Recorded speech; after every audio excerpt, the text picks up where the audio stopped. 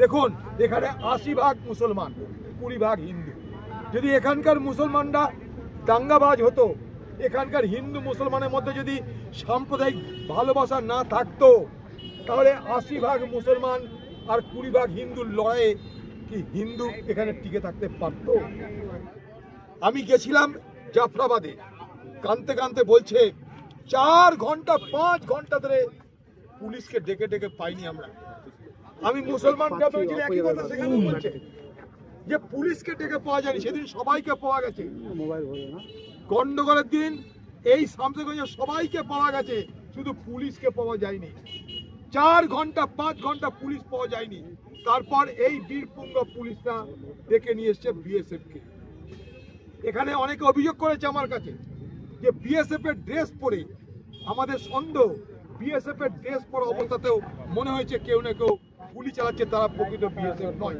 মানুষের সন্দেহ। সব ঘটনা তদন্ত, সিসিটিভি ক্যামেরা আছে এই ধুলিয়ান শহরের সর্বত্র। এটা মুর্শিদাবাদ জেলার সব থেকে বড় বাণিজ্য কেন্দ্র এই ধুলিয়ান। মুর্শিদাবাদ জেলায় যত রাজস্ব আদায় হয়, সব থেকে বেশি রাজস্ব আদায় হয় এই ধুলিয়ান শহর থেকে। লক্ষ লক্ষ বিড়ি শ্রমিক এখানে বসবাস করে, তাদের দারিদ্রতা শেষ নাই, সেসব নিয়ে কারো মাথা ব্যথা নাই। কিন্তু দাঙ্গা হয়ে গেল এই শহরে।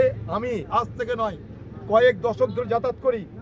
দেখুন এখানে ৮০% মুসলমান, ২০% হিন্দু।